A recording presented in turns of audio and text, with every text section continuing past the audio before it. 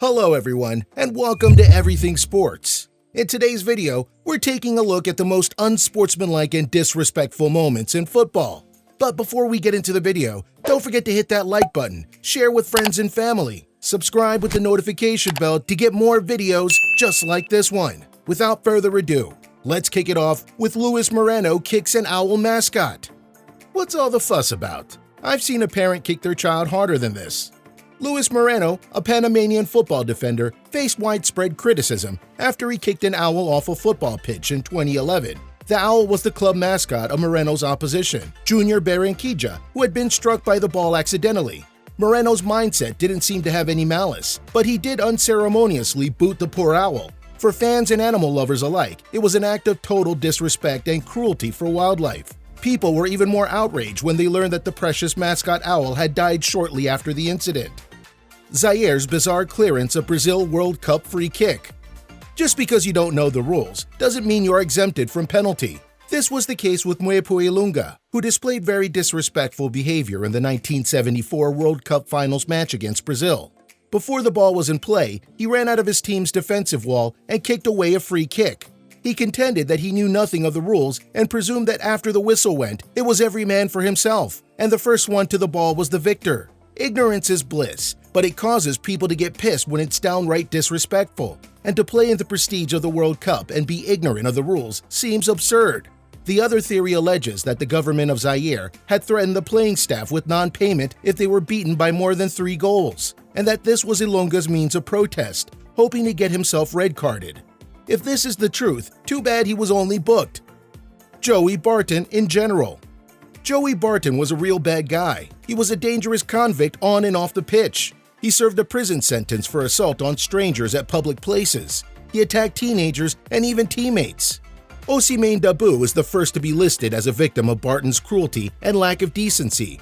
Reports show that he put a cigar out in a young teammate's eye and punched Morten Pedersen off the ball. Barton will always be known as a thug in a soccer jersey. He never seems to hesitate giving blows on the pitch. Eric Cantona, fan attack. In another case of assault on the field, we have Eric Cantona, who leaped over the barrier to deliver some Shaolin soccer to a fan. And even though some say the obnoxious fan deserved it, this unsportsmanlike conduct was outrageous. Poor tackles and players coming to blows on the pitch is one thing, but Eric Cantona had to launch a high-flying kick into the crowd with millions of witnesses watching and the entire spectacle televised.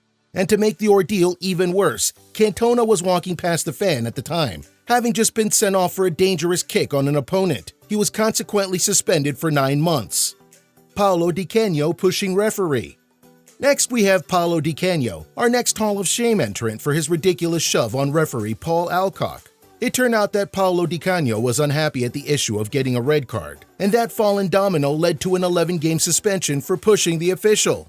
All in all, no one was injured, and we can laugh at the referee's prolonged stumble and his terrified facial expression. The diving referee.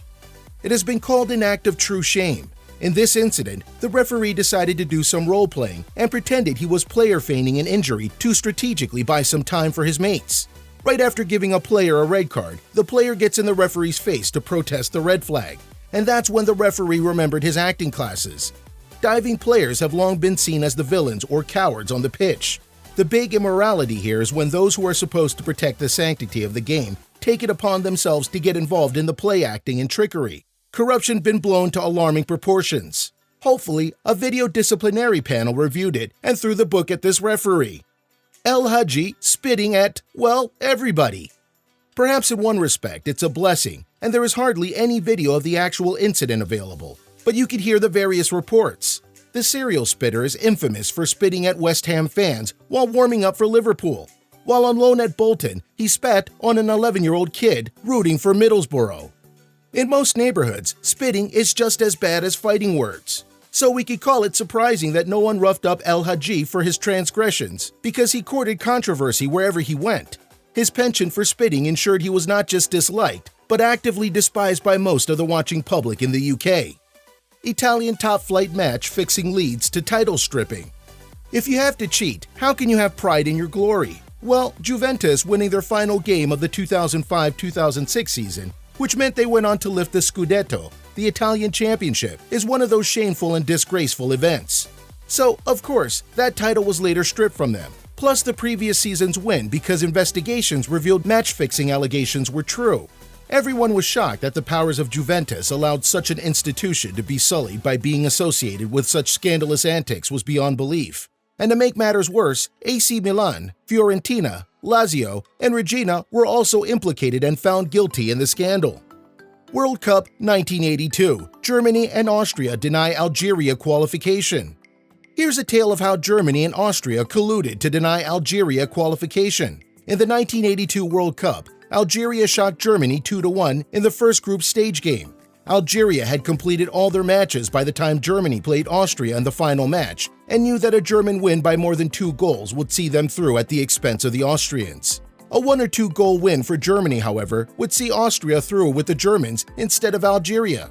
Germany took an early lead, and then two sides played out the most obvious. Scandalous, utterly disrespectful match with the least amount of chances that the World Cup may have seen Switzerland and Ukraine played out a 0-0 draw in Germany in 2006. Lee Boyer and Kieran Dyer fight on pitch. If a player is getting penalized for violent conduct, naturally, one would assume it was against a player of the opposing team or even a disgruntled fanatic. But in this unique occurrence, Boyer and Dyer were on the same team. Apparently, Lee Boyer took exception to Kieran Dyer not passing him the ball in one Newcastle United match and proceeded to grapple and then batter his teammate. Both were served with red cards, fines, and suspensions. Yet, as the dust settled, they swore that they were actually good old chums. Skeptical, most fans didn't see their stunt to be friendly with each other, and the distaste of disrespect lingered for each other, the fans and certainly above all, their club. West Ham Florin Raducioyo shopping. When it comes to being disrespectful to fans and the club, one can barely get any lower than Florin Raducioyo, as he stood up millions of fans and his mates over at West Ham United Football Club. No video of this ridiculous incident, unfortunately, because the player was MIA, missing in action. People loyal to the club and who respect the game's institutions would have surely understood his absence if a proper justification was pronounced. However, in this case, he was out shopping with his wife. Disgraceful Chelsea fans boo 1-minute silence. Many can still hear the shouts of disgust proclaiming how sleazy and inhumane the Chelsea fans were when they booed a 1 minute of silence. Disrespectful is not the right word here because it goes beyond disrespect. During the 2012 FA Cup semi-finals against Tottenham, a 1-minute silence session was conducted for those souls that perished in the Hillsborough disaster. Thank you.